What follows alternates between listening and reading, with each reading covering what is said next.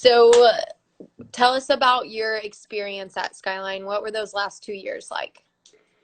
It was like such a big eye opener, and just like the level of training that Skyline provides is just like incredible. And just getting to train with some of the top athletes in Houston and getting that experience of traveling all around the US, playing some of the top teams, it was probably the best decision I made throughout club volleyball. So do you have any like favorite moments from club? Like, do you remember winning a qualifier or? Yes, the Spokane qualifier was probably one of the like craziest, funnest tournaments I had. I just remember we had a lot of things going on our 18s year, and like we finally came together that tournament. So I think that was my favorite tournament. Awesome. Yeah, Spokane is definitely a fun one to go to. Yes. Um, so you played hitter for a long time. So you're a lefty. You played hitter for a long time. So not very many people like make the transition from hitter to setter. Sometimes it's like setter to something else. So what was unique about that for you? And what do you feel like helped you transition into that role because you were a hitter? Right. I think for setting, there are so many roles, and making that transition, I had no idea what I was getting myself into. Yeah. Like really hitting, it's like you got to find a way to score. That's your Yeah. job. And it's kind of like, what can I do for myself? In setting, it's like you have all of these hitters and you have to manage them in the offense, and you've got to be in constant communication with them. So I definitely learned a lot through Skyline, and learning that there are so many more other aspects to setting. But with hitting, I feel like I was able to understand hitters and knowing like what type of set they needed. And being left-handed, um, we have a girl at A&M that's also left-handed, so just being able to understand where they're coming from and being in their position. So you feel like you understand where the sets need to go because Right. you at one point was a hitter. Yeah. Right. Cool. Yeah. That's awesome. We did get a question from someone in the DMs. So they asked if you played any sports besides volleyball. Oh, okay. So I actually played soccer, and Okay. when we moved to Houston, my parents were like, "Okay, Camille, you have to decide whether you want to play soccer or volleyball." And such a hard decision, but I picked soccer. Wow. Okay. That's So a twist. I went a couple months playing club soccer in Houston, and I realized it was way too hot, way too humid, and I was so big, so I was always fouling girls and getting yellow cards. So I was like, maybe it's time for a non-contact sport. Maybe with not so much cardio. Right. So I made that switch to just stick with volleyball. Okay, so we have another question from the crowd. When did you get recruited for A&M? I got recruited my sophomore year, to play at A&M, and then at the time A&M recruited kind of later, so I think it was my junior year in summer, that I committed, but Okay. it was a little bit later in So the what drew you to A&M? Well, I love the coaching staff, and just like when I walked onto campus, it just felt like home. And meeting all the girls and seeing how genuine everyone was, I really wanted to be a part of that family and that culture. And I think that's a big part in the recruiting process, is trying to figure out what school can provide that for you. And Yeah. I think that was a big reason why I went to A&M. Cool. So tell us about like your transition from high school to college. Like, was it super tough? Do you feel like you were prepared? Like, what were you prepared for versus what was hard to adjust to? Right. I think the biggest transition was just managing everything, because when you're in season, you're traveling nonstop, and um, you're there to play volleyball, obviously, but you have to like keep in mind that school is just as important. And just staying on top of your schoolwork, that was a big adjustment. But I think the workout part, our sports conditioning coach, I feel like she got us prepared in the summertime. But that definitely was A tough transition. that was a tough transition. Definitely some butt kicking happening. So when did you go to A&M? How early did you go in advance? And what was that experience like for you? So I went in June and I was the only freshman. So I remember the first time walking into the weight room and I was like, I'm gonna cry. Like I have no one by me to be like, oh, she's a freshman too. But it was kind of nice because I was just like thrown into the mosh pit and there was like no mercy. It was just like, you got to figure it out. Yeah. And with the role that I was going into, I think it was good for me to get as prepared as possible. Cool. Yeah. So we'll move into like more of your college in a minute, but what do you feel like your biggest takeaway was from like club volleyball? I think the biggest takeaway was just competing and training at the highest level. I'm so thankful that I was given that opportunity to play with some of the like best athletes in the country, and I know two of my teammates are in the SEC right now, and just seeing familiar faces, it's so cool to train all throughout high school, and then get to play with them Yeah, in college. or against them in college. Yeah. So. Okay, we have a couple questions.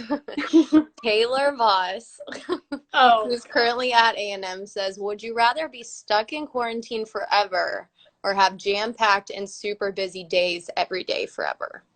Oh, jam-packed. I think I can agree with that one. I miss it so much. I think I can agree. We also have another one from Ed who says, do you have any desire to coach club after A&M? Ooh, I want to hear this one. Ooh, I thought about it, whether doing like setter lessons or just staying connected. I definitely want to. I don't know what that will look like, but definitely want to stay connected with volleyball. For sure. Yeah. So, someone asked, were you already committed to Texas A&M before you went to Skyline? No, I wasn't. I committed at Skyline. Okay, awesome. So let's see.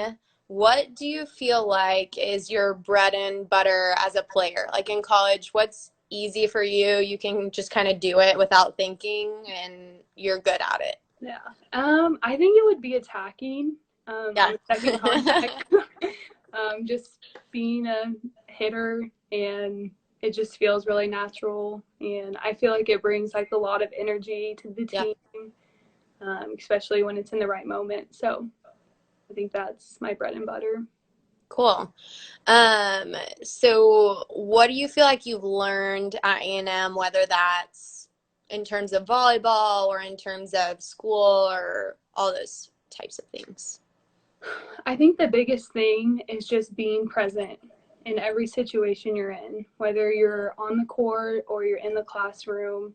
You're focused in on what you're doing at that time, because everything can get kind of crazy if you let it, and you can feel overwhelmed and like have anxiety, but just like taking a step back and realizing like it's going to fly by so quickly.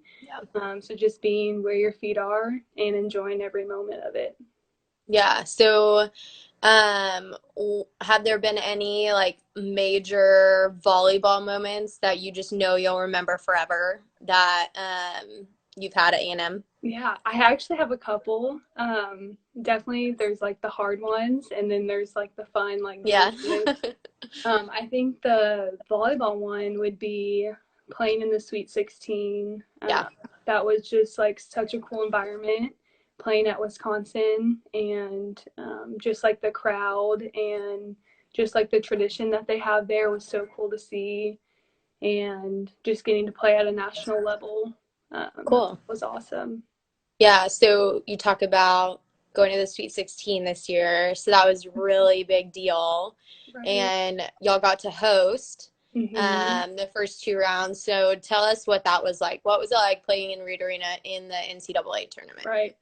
It was crazy, like so crazy, and the fans were just awesome, but there was just so much adrenaline in Reed.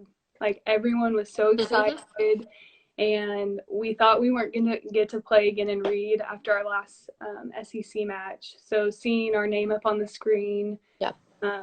was so cool, and just having the energy and the 12th man there was incredible. So what do you feel like majorly contributed to your success this year as a team? I think one of the biggest things was not looking ahead, and just like every day we had goals of what we wanted to accomplish, and we weren't looking for the SEC championship. We weren't looking at the tournament. We were looking at what can we do today to get better in practice. And I think that led to success because everyone was dialed in to what we were doing every single day. Cool. That's awesome. So we have a couple questions, and several of them are asking if you could be any position besides a setter. And I think Oh, we'll get rid of right side hitter. So that's not an option since we already talked about it. So what besides setter or right side hitter would you like to do? I think I would want to be a bro. Yeah.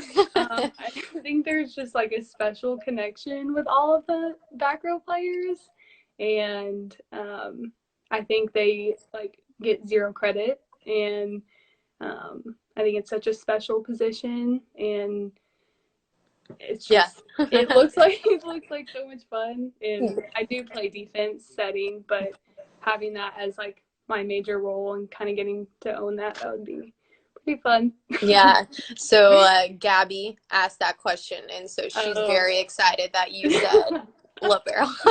Yes, Gabby. So, kind of going off of that, what is your favorite thing to celebrate, like on the court? Like, is it a big dig, a big block? Like, what's your favorite thing to get hyped for? I would say a big block. I mean, Yeah. it just like destroys the other team's confidence, and it's just fun to see the reactions when Yeah. they come down. So it's a So block. what's your go-to celebration? Are you gonna show it? I think you should Oh, show it. I think you should show it right now, Camille. um, I usually get a little like Yes. um, sometimes I go to the knee. Okay. That's very extreme. It depends But on the moment, yeah. right? Right. Sometimes we get there though. That's awesome. Let me see if I've a couple people are commenting saying hi. We had someone ask, was Skyline a big help in your recruitment? Yes, they were. Um, Sorry, I was trying to read the comment. That's a big reason why I came to Skyline was to get prepared for college, and they provided so many things that I'd never been exposed to, and I think that really did prepare me for recruiting and for the college level. Cool. So, um, you were named to the 2019 AVCA All-American Honorable Mention list. So, how did that feel? Like when that got announced, what was that like? I definitely was excited. It's such a huge honor for college athletes, and I was so excited. And I think the first person I wanted to talk to or did talk to was Wendell, our setter coach. He just prepared me for any situation that I could ever go through. He pushed me, and he like opened my eyes to so much more in setting. And so I remember whenever I found out, that was the first person I wanted to talk to, That's cool. just to be appreciative of him. So That's awesome. Yeah, I mean, obviously y'all had an amazing year this year, so it's really cool to watch and see all that. right.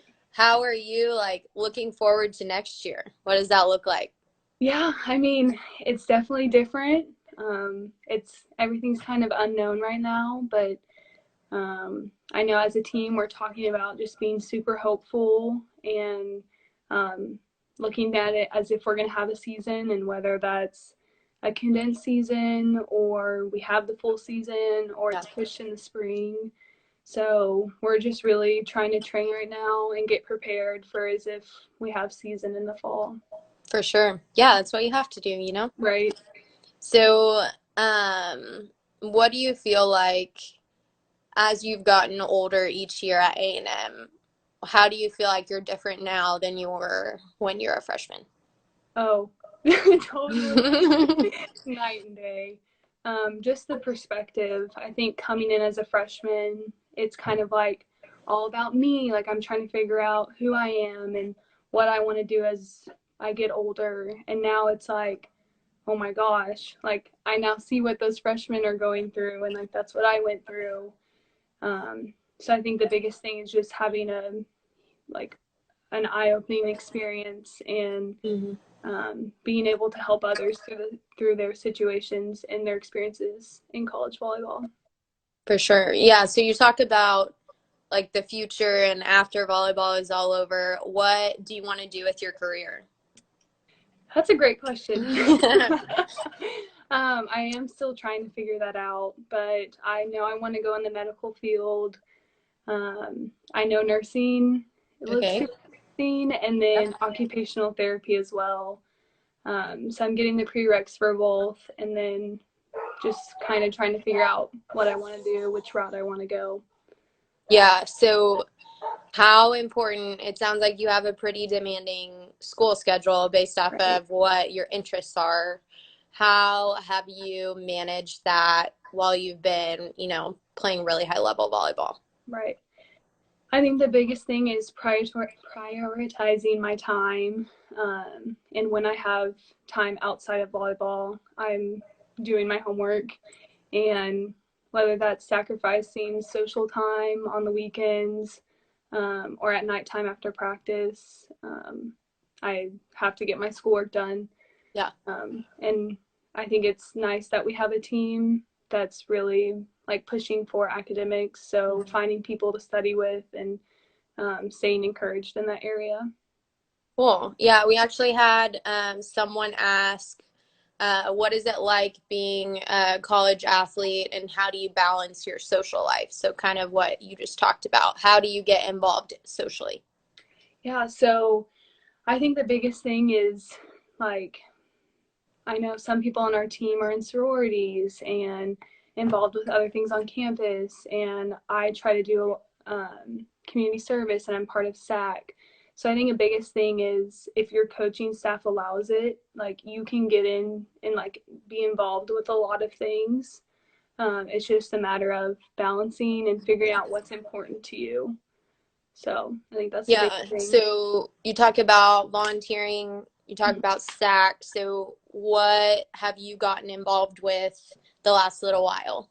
Right. So a couple of weeks ago, we actually did a virtual Zoom with an elementary classroom, That's awesome. and we went through a little circuit, and it was so cool just to see the little kids like so excited to work Yeah. out, and they're all in their rooms like jumping on their bed and like running around. Did you tell him to jump on the bed? Camille, Maybe. I don't know if that counts as a workout. We needed some jumping jacks. So, but we also had some kids eating cereal, and it was a mess. But it was cool to be able to still like reach out to people, even though we are Yeah, kind of stuck in quarantine right now.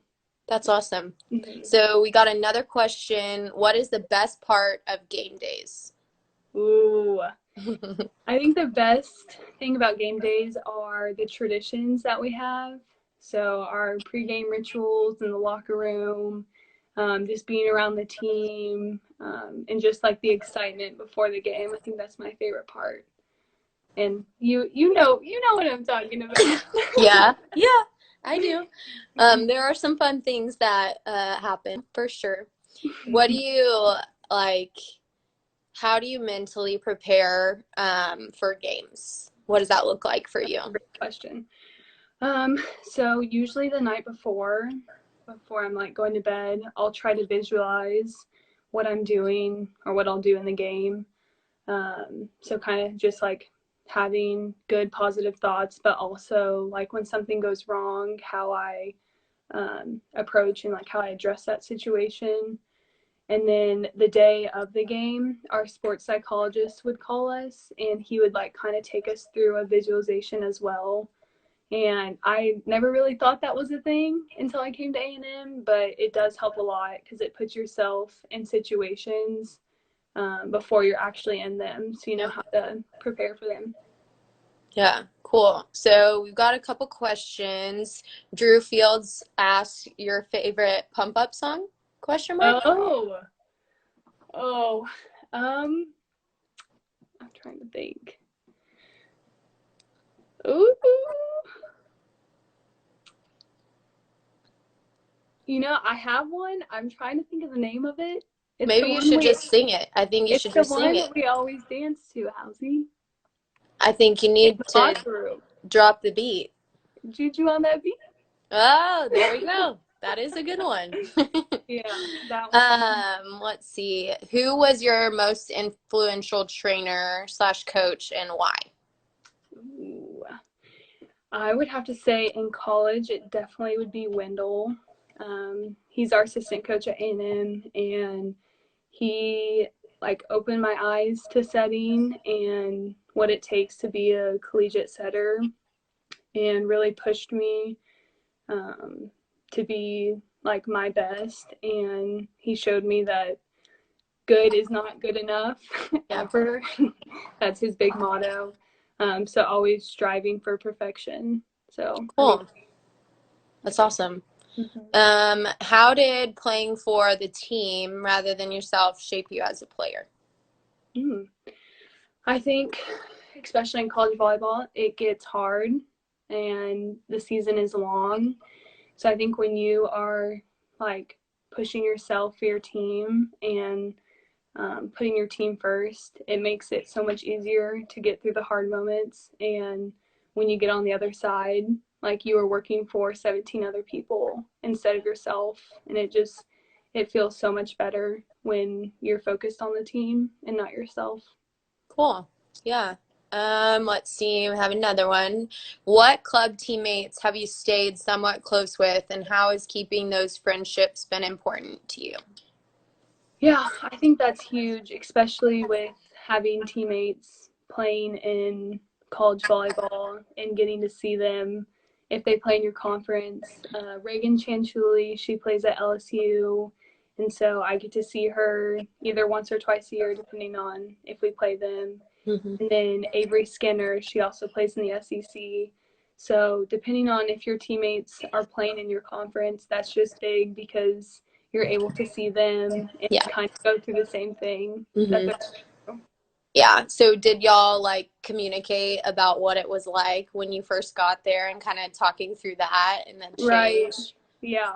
It's definitely like a big change. And I think we all were like kind of eye opened and was like, Yeah. oh my gosh, we're actually here. But So, it's nice to have people going through that with you too. right. For sure. Right. Yeah. Um, I'm trying to think. I'm kind of stumped on questions. Anybody else? This is a last call for questions, people. I need to see two more before we leave. So have you done any fun like creative volleyball things Volleyball since you've stuff. been home? So the little wooden board, Okay. Colton, my brother, Yeah. he got one from Home Depot or Lowe's, wherever. Mm-hmm. And so we went up to College Station Middle School and we did it for hours and hours and It's hours. hard, right? It's hard. Yeah. It is so hard. Really hard. Oh, we got some questions. This is Okay. good. Any tips for younger left-handed setters? Ooh. I think the biggest thing is keeping up with your attacking. I know when you're setting, you're not always attacking, but having good hand on ball contact and being able to hit the ball to where you want to will help you score points and keep the middle on the other side worried about you. I also think, I know this is hard for younger setters, but as you get older, working on just like looking away from the ball. So just checking out what's going on the other side. And you can do this even at home, whether you're setting and you look away and then you look back at the ball. Just finding different ways so that you can be more aware of your surroundings. For sure. Okay, we have three more questions. These are going to be the last three ones. So, what's it like being a college athlete on campus? So I'm guessing that means like the athletic community. Yeah. I think we have a lot of support at Texas A&M, and everyone loves the athletes here. There's definitely, I would say, we're in the same academic building, we're eating at the same place, so all the athletes are together a lot. So we get to see a lot of different sports and different people. So we have opportunities to meet different student athletes. Cool. Yeah. Someone asked, what is the biggest impact that this virus has had on you personally? I think the biggest thing for me is just realizing the days where I was nonstop going were like amazing. And I miss those so much. And I just miss being able to have conversation with people Yep, and having those relationships. So it's made me realize how important those relationships are. for sure. And then last but not least, if you could go back and change anything from your volleyball career, what would you change? That's a tough one.